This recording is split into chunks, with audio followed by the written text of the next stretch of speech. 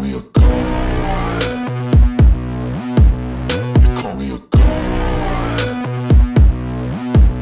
They call me a god. They call me a god. Let's go! I'm about to go off like a weapon. Fuel to the top, gotta feel the tension. In my thoughts. Welcome back, everybody. Hit that like, hit that subscribe, comment down below. Let me know what you think about this video. Today, what we're going to be talking about is we're just giving a little preview of this game that's going to be happening on Sunday. And there's some news that I am very disappointed about. So we'll start off with the news that we just heard, and that is Terron Armstead is going to be out for this game. So, I think something that we might need to do in the middle of this year, I don't know, we'll see, depending on what the situation is with Terron.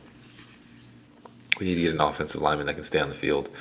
I mean, it's pretty ridiculous that already he has the injury bug this year, I mean, it's like we can't have that anymore. We cannot have a guy that cannot stay on the field, man. It's just not going to be good for any part of this team. And we're paying him a lot of money to be injured, I mean, hopefully he gets on there in week 2. But yeah, Terron Armstead going to be out this game. So we're going to go over the 3 keys to victory now. But yeah, Terron Armstead is out this game. So number 1, it's going to be take the check down. I am almost 100% positive that the Chargers are going to try and do the same thing that they did last year. Pushing the defense back, making sure that we can't have that deep pass. And, I think we need to learn, and we need to have a lot more plays, which I think we have, of taking that check down, allowing Tua to just get the ball out of his hands.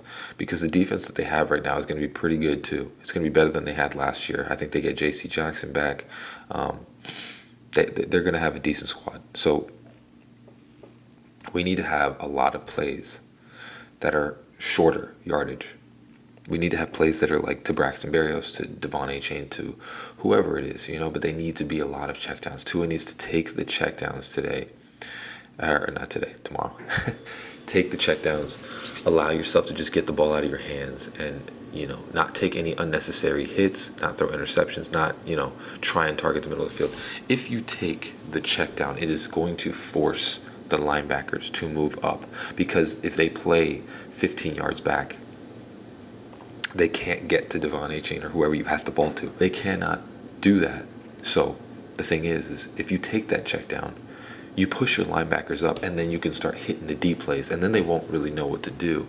But if you're going to just try and go for the deep ball again, it's going to be tough. They're going to try and do the same thing that they did last year. They're going to try and implement that Vic Fangio system. But,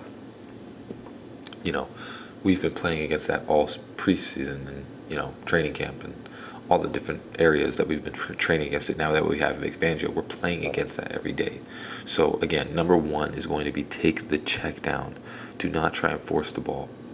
Number 2 is going to be, we need to see our defense.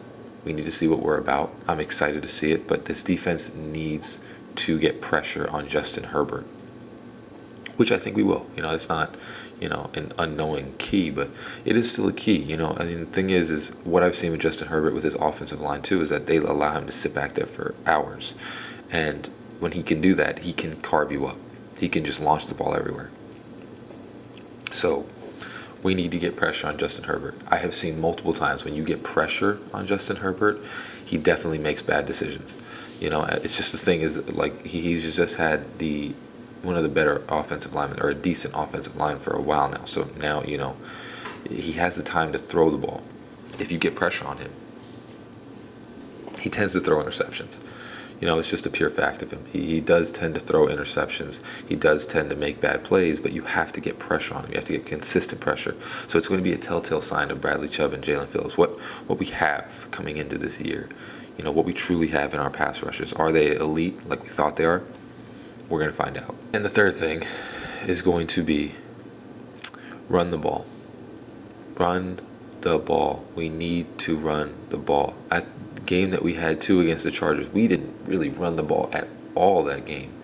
And we need to do that, man. We need to run the ball. We need to get success running the ball to control the time of the clock.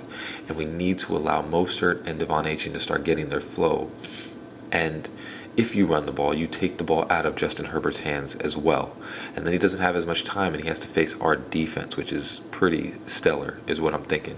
So running the ball, and this is going to be something that we can say for every single game, and what I need to see every game. We need to run the ball. We need to be successful running the ball. We need to run the ball as much as, I would say 25 touches at least a game. 25 to 30 at least. I know we're a passing team, but run the ball. We have tight ends that can block now. We have, decent blockers. And, honestly, we need to test out that. Now that we don't have Terron Armstead, I would say running the ball is even more key, because I don't know who's going to be starting. I think it's Kendall Lamb.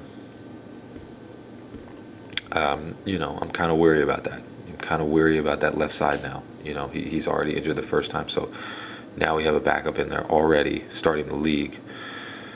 Run the ball. If we can make this successful, then we don't need to rely on the pass coverage. If we can be successful running the ball, then we don't need to worry about pass blocking too much. So run the ball. Make sure you're running the ball successfully. Keep running it down their throat and control the time of the clock. But that's going to be the preview, guys. I'm excited.